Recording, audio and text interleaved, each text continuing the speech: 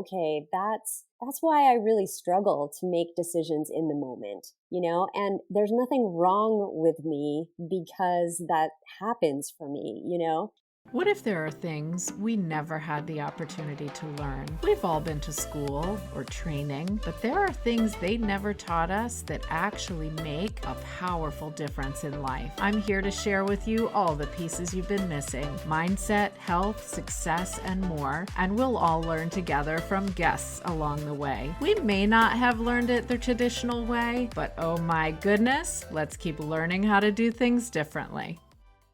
OMG, Teach Me Tribe. Hello. Welcome to this week's episode. Now, I'm going to ask you to think back for a second because back in the summer, we did an episode on the basics of human design. It was episode 11. It was talking about success. Go find it. And I also did an episode 21, on decision making. And in many different episodes of this podcast, we've talked about honoring our emotions and allowing our emotions and feeling our emotions.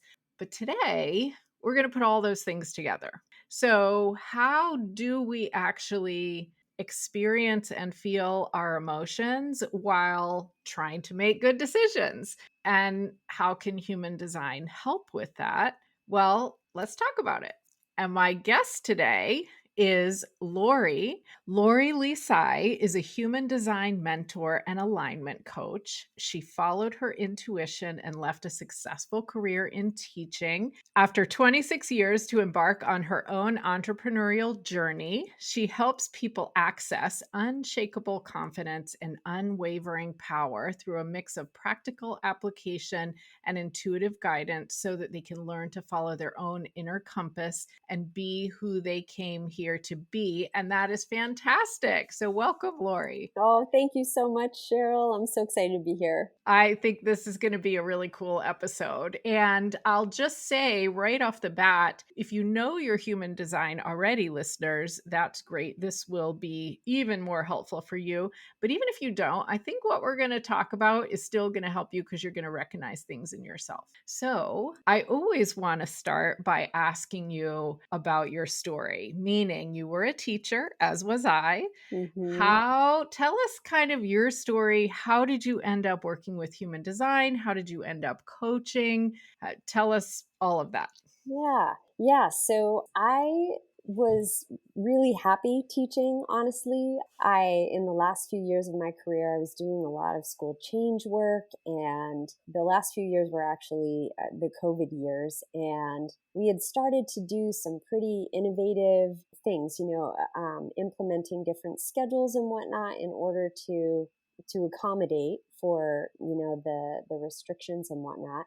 And that actually was super exciting for me. I kind of felt like, okay, if there's one thing that maybe will change education, this is going to be it, a system that needed to be, really still needs to change in so many ways. And there was, I think it's always interesting to look back at what were the moments, that felt like turning points. And for me, it was during a meeting when our administration ultimately decided to go back to the schedule that we had before the pandemic. And I just felt this drop in my stomach that was like, okay, I don't know if I can do this anymore. And that was really scary because I didn't really have a plan, for not teaching. But I had started to definitely kind of dream bigger. I started to contemplate a much different life for myself. And I wondered how I would be able to create it as a teacher with the schedule, with the salary, et cetera, et cetera. And so I think, things just kind of fell into place, and I decided, okay, I don't really have a great exit strategy per se, but it felt right and I trusted it. I had started to do work with manifestation. I had started to learn about human design, and that was really, really exciting for me. So I just decided to go for it. I love it. Yeah. yeah, it's been great. I'm so glad I did. Yeah, I love it. And you know what? I think I mean, I'm a former teacher as well, and there's something about we teachers that we're always I think we just want to make a difference for people. And Yeah, maybe it's going to happen in all different ways, right. but it's in there. Right, exactly. I think that's, I've been reflecting a lot on, purpose. And a lot of times people think about, well, what is the one thing that I'm supposed to be doing in order to carry out my purpose? But really, it's more about like looking at patterns throughout your life and seeing like where are the breadcrumbs kind of the same. And, whether you're teaching in a classroom or you're teaching human design or you're teaching something else, right?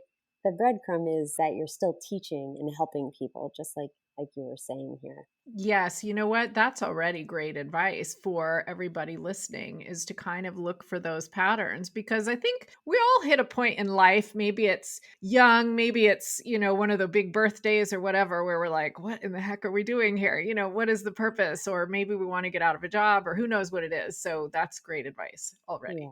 Yeah. I love Oh, that. good. Okay, so let's dive in to our topic today. And if I understand correctly, because I do know my human design, but I know there are a lot of listeners who won't know theirs. So that we're going to kind of keep it helpful for everyone. But if I understand correctly, there are two types of authority in our bodies or ways that we might best make decisions, and that's emotional and sacral. And so, can you explain more about what these two are and what that means? I can. So, first of all, there are actually 7 different authorities, but the two that you are talking about are specific to generators. So, a few kind of the other 5 are for manifestors, projectors, and reflectors. And so these two are specifically for generators and mangens who are 70% of the population roughly. So it's really a lot of us. And I'll start with the sacral because that's sort of what defines that generator type or manifesting generator is you have your sacral defined. And I am a generator as well, you as a manifesting generator. So when I described that feeling in my stomach that just sort of dropped, that is a sacral response. That is your body speaking to you and saying, this is a no in this case. And it's for many people, it can take a little time to develop a relationship with what it feels like because honestly, we've been conditioned into, ignoring it essentially. Hmm. And, we get like a flush and it's exciting, but it's inconvenient at that time. And so we're just going to, move along and do the thing that's more convenient or easier or whatever. When really that is your body leading you toward what is correct for you, what's right for you. So, the sacral is a very powerful mechanism in all generators, whether you are emotional or not. If you're sacral authority, then that means that you are going to be best making the decision in the moment. So, for example, if you've got, I like to use food as a great way to practice because it's so, it's visceral, it's right there in front of you, it's pretty easy. So, you can even just open up your refrigerator and put different things in front of yourself to respond to and say, do I want this? Yes or no? The sacral Mm. speaks in yes or no, or this or that.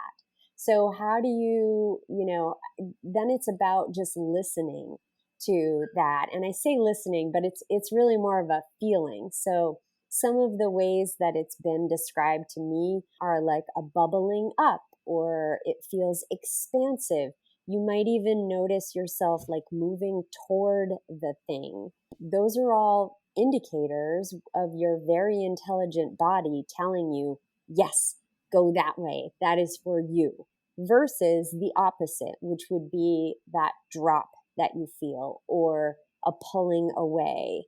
Or the sacral also makes lots of sounds like ooh or ugh, or like ugh, or nah, those kinds of sounds, which again also can be conditioned out of us because, our parents are saying, like, don't say you, say like, Right. no or yes, right? So tuning into that sacral is super important. And then if you're an emotional authority, which is actually about 50% of the population, and I misspoke earlier. Some of the other types do have emotional authority. Mm. Sacral is very specific to generators, but like, for example, you can have an emotional projector or an emotional manifester.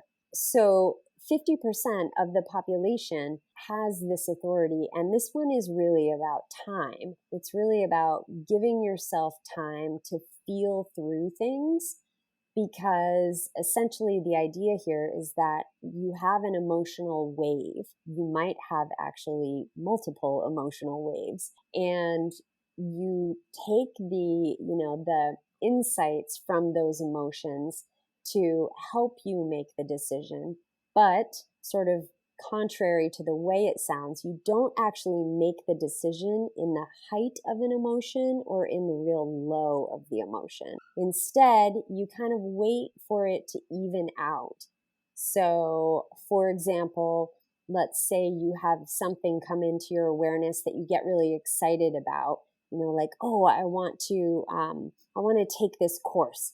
You learn about a new course and you get excited about it and you want to hit the go button. If you're an emotional authority, wait, let that Mm. kind of subside. We say sleep on it. Even like one day is great. Not all decisions need a full sleep, but kind of the more consequential the decision, the longer you should, give yourself. Come back down, and sometimes, you'll hit that low point, like, oh, I don't know, should I spend the money on it, or do I really have the time with everything? And those are the kinds of things that start to come in your awareness where you hit that low. And then what you're looking for is just more of that even keeled, like, this just feels right. And what I've learned, I have an emotional authority, and what I've learned about it is just to really trust that. My question to myself is always, what feels right? Whether Mm. I can describe it to somebody, whether I can explain why, it really doesn't matter. I just need to know that this is what feels right for me right now. So I'm trying to put all that together in my head, and let me see if I can kind of say back to you my interpretation of that. So when you describe the sacral authority, the yes no, or I almost hear you saying like gut feeling for Hmm. that. So that to me is like traditionally what we think of as intuition. And I actually did a podcast episode this fall on intuition as well. And so what we're saying, I guess, is we want to be able to recognize those gut feelings and make those decisions. And at the same time, some of us are going to get more of kind of a rush of emotion than others. And we need to pay attention to that. Is that fair to say? Yes. So if you are an emotional generator or manifesting generator, you're also going to have that gut feeling. The difference is, if you're sacral authority, you act in the moment. If you're emotional, then you use that intuition from your gut and let it inform the emotional component. So it's like, okay, I got this rush. This is a definite possibility. It feels really good. And I also need to honor how I'm feeling about this situation. So the other thing that the time allows for is for things to come into your awareness, which can be a really beautiful thing, because let's say you think you want to sign up for this course, and the next day you find out that there's like a coupon code that was only given to 5% of the people, and it happened to be in your email box, but you missed it last night. So it's those kinds of things that might come into your awareness that you really need time to just be on your side and unfold. So, but you're still using that sacral as kind of your first indicator. If that Okay. makes sense. Yeah. Yes, it does make sense. I'm kind of asking because I know that there will be lots of people who don't know, are they emotional? Are they sacral? What is their human design? And of course, it's free. So I'm sure that Lori is going to give us a website to go to at the end of this episode if you want to find what yours is. But that being said, I think we can still maybe recognize in decisions we've made and the ways we do things, okay, this might be the way I need to do it, or this might not, right? Yeah, absolutely. And I think the nice thing about knowing that half the people on the planet are emotional authorities is that it gives you this permission to be like, oh, okay, that's why I really struggle to make decisions in the moment, and there's nothing wrong with me because that happens for me, If you are an emotional and you're out to dinner with a bunch of sacrals, then just go last, right? Or, Oh my gosh, right? yes. Just having little tricks like that. Or, if since it's half the population, if half of you are emotionals, then you all take the latter round of giving the server your order. But just finding little ways to gift yourself just a little bit more time and recognizing that it's your superpower to be able to feel through things and go with what feels right versus being pressured to like make a decision in the moment. There are some people who are designed for that. If you're a splenic authority, if you are the sacral authority, those two in particular are really very in the moment. Okay, so this is interesting, and I fully recognize myself in what you said about ordering. I am always like, I'll go last, come to me last. Right? Yeah. It's like, and then coming into the awareness, that piece of like, oh, they ordered that. Does that sound good? Can I imagine? What would that feel like eating that? You know? Right. Yeah. Right. I know people are going to recognize themselves in this. And I often have maybe 2 or 3 things and I'm like, well, it's going to be one of these 2 things, but I'm not sure. I just am going to say what feels right at the moment. And so I'm doing exactly what you're describing. I Yeah. love it. That's Yeah. great. That is great. Interesting. Mm-hmm. The self image we have in our minds, the way we think of ourselves, is such a powerful thing and really directs everything that we do. And one piece of that is feeling good about how we look. So if you want to feel good in your skin, wash your face every night, make sure to moisturize, and check out my favorite skincare, which is Derm Results Advanced. You can find it at omgteachme.com/recommendations. Now, if we recognize ourselves in that, let me ask you kind of the opposite thing. And that is, how do we know when we're belaboring it or taking too long? Because I do know that when we're making decisions, if we sit around forever before making the decision because we think we don't know how to get there, then we're never going to do it, and that's not a great way to handle life. So how do we know if we're taking too much time? Yeah. Great question. And specifically for emotionals and some of the other authorities that take a little longer, I say when you're at about 60 to 70% yes, that's probably the best you're going to get. In human design terms, this is like specifically Ra says, if like emotional authorities, it's just going to be muddy because emotions are involved, and Mm. emotions are messy and they change. And so really it's more about taking action, and that's what creates the clarity for you. So if it's like a 60 to 70% yes, go for it, get in there, and then pivot where you need to, make adjustments, come back to it. And just, it's almost like looking at your decisions as this constant unfolding of, tweaking and making things work best for you, working toward that like signature feeling. So for example, if you're a generator type, working toward that satisfaction, what is going to ultimately bring you the most satisfaction, and trying to just like tweak it as you can. And, if you're a sacral or one of those in the moment authorities, you make the call, and it could change. Like your Mm. sacral could respond differently next week about, the same question. So they both have, kind of that back and forth and that muddiness. And I think it's more learning how to build a relationship with your body and really trust it to guide you correctly. Yes. And, it's interesting.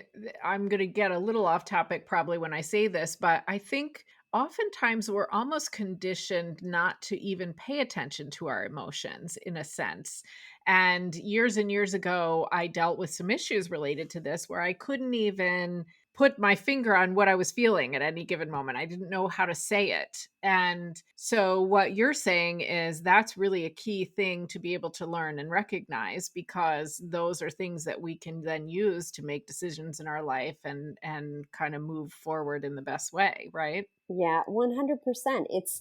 It's not really about, we've been taught about the logic way, the logical way, and our society very much values logical decisions that quote make sense. So the idea of having an emotional authority, it's kind of funny that half of the world actually, it's like, somebody's laughing, right? So yes, we need to, we're in a time of shifting away from that and really understanding that our emotions are powerful and they carry messages. It's a frequency that you're processing.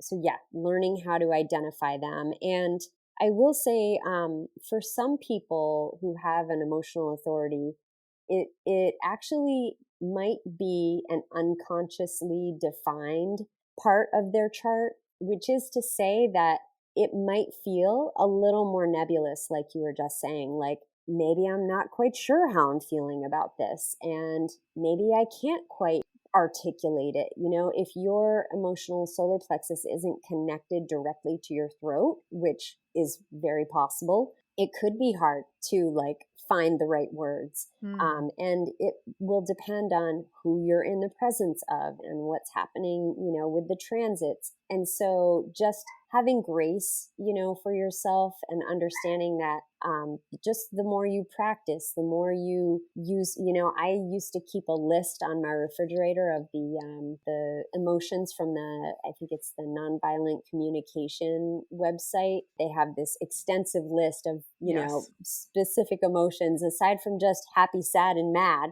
right? Yes, yes, Which are yes, like because the we go-tos. don't remember those words sometimes. I have a list too. Yeah. Yes, yes, and super helpful. So if you find that you struggle with identifying, you can even just look, and say, oh, okay, does this resonate? And picking out those words can sometimes feel really helpful. Yeah, that's a very good point. Okay, so the goal is we want to make a decision fairly quickly, but we want to give ourselves time to recognize the emotions. And you're saying there's going to be a high, there's going to be a low, and we don't want to be in the high or the low to make the decision. So, is there an easy way to recognize that, or tips that you have on that? I would say, again, directing you back to your body. And really, this is where the embodiment piece comes into play. So, paying attention to how does your body feel when you consider that decision, really noticing, like, so if you're a generator, am I leaning in when I think about it? Do I find myself contracting in any way? Does it feel expansive?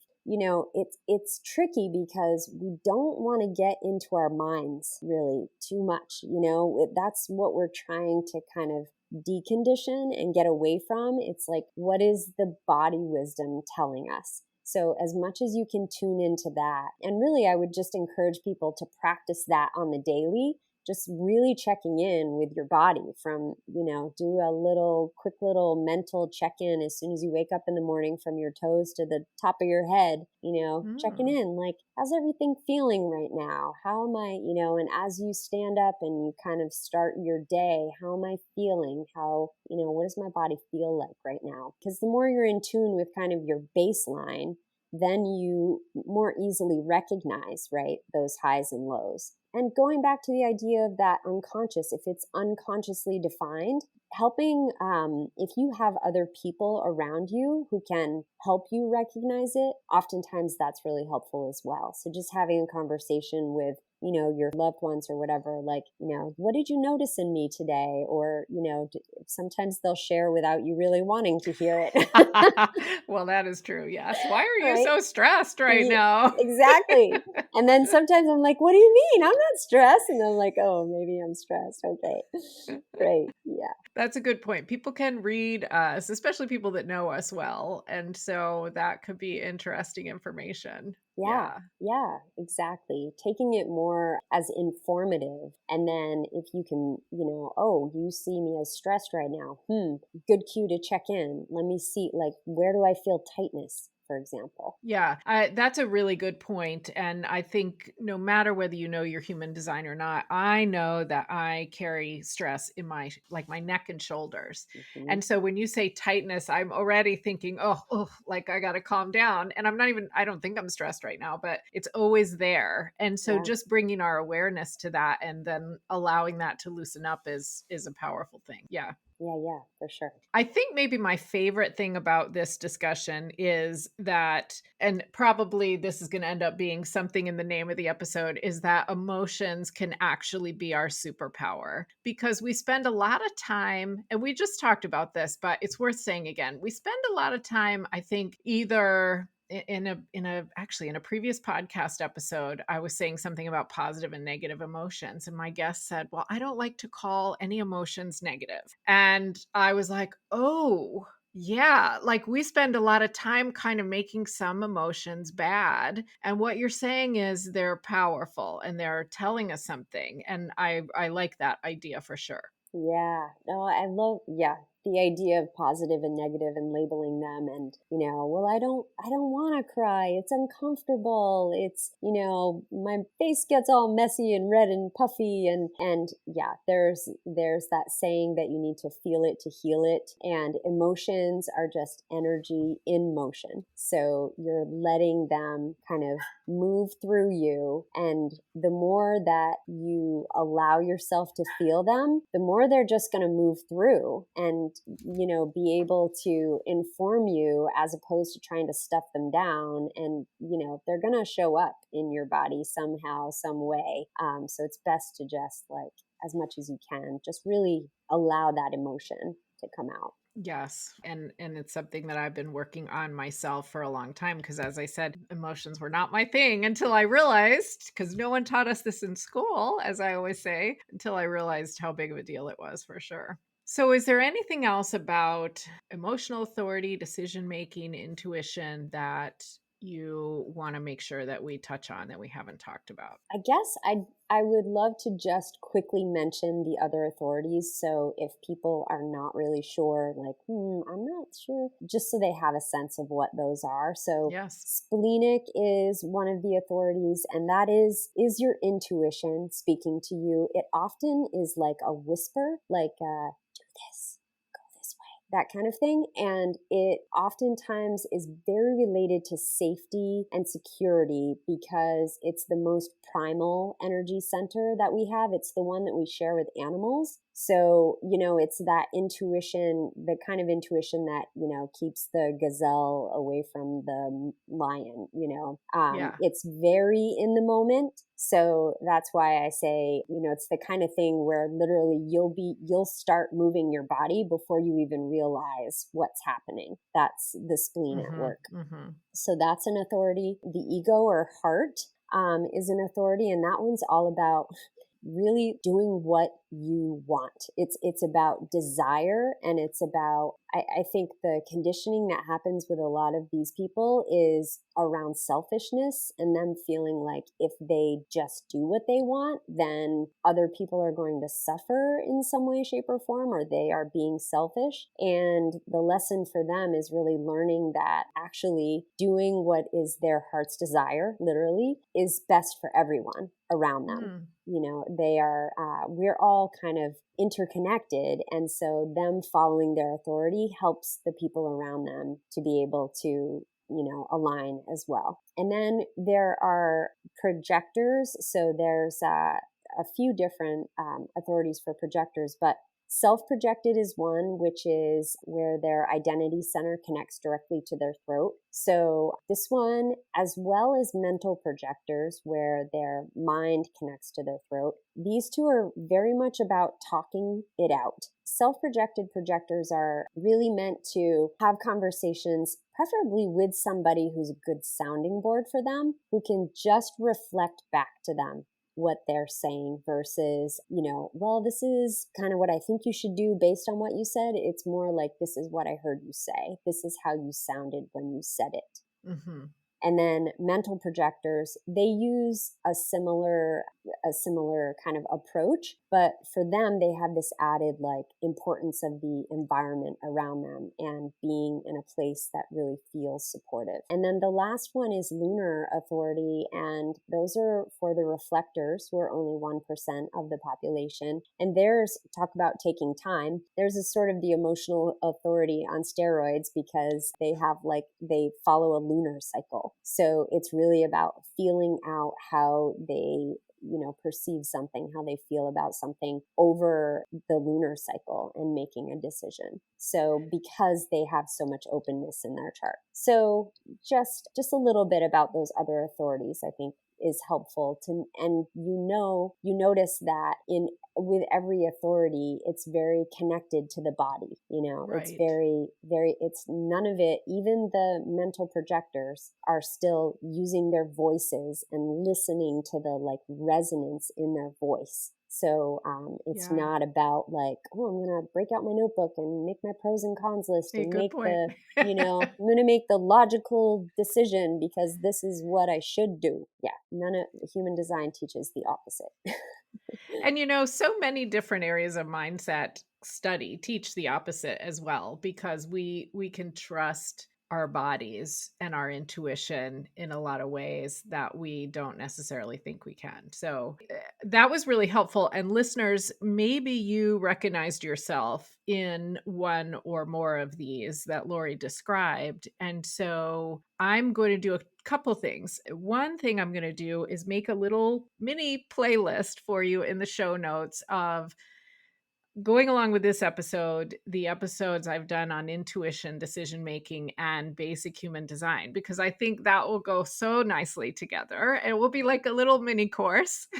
Great. I love it. But I also want to ask you, Lori, if somebody now is really curious and they want to know their human design, or they want to connect with you to learn more, how can they do that? Yeah, so I would direct them to my website. You can get your free chart there. It will give you kind of a breakdown of the basics of your human design, and that is lorilisai.com. And I'm also on socials. I'm on LinkedIn, Instagram, Facebook are sort of my primary. I have a few things up on YouTube and TikTok, but yeah, you can connect with me at all of those. The work that I do is around helping people unpack all of this information and really integrate it.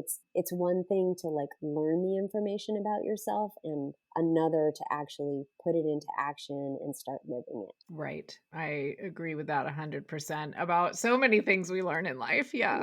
We have to actually do it. Perfect. And I will make sure all of that is in the show notes as well, so people can find you. And then last but not least, I have this playlist that we add a song to every week. So tell us what your favorite song is to put yourself in a great mood and raise your vibration. Yeah. Oh my gosh. I love to dance, and I'm gonna go with Hypnotize because I just love that song so much. Awesome. Yeah. It's whenever I play it, I can't help but move my body, and I think that dance is so healing and such a wonderful way to really come into your body and get grounded. So there's a good one to get your body moving. Yeah, I love it, and that's a new one. And only once ever have we had a repeat of a song, which I'm just always fascinated by, because everybody says something different. I love it. That's awesome. That's Thank great. you for that. You're welcome. I love the question. It's so great. What a great idea. Yeah, and I'll have the link to the Spotify playlist in the show notes as well. So grab it and listen because it's a cool mix of stuff now. Oh my goodness. Okay, well, Lori, thank you so much for joining me today. I am just fascinated to learn this and really liking the idea that emotions are a good thing and a powerful thing. So thank you again. Thank you, Cheryl.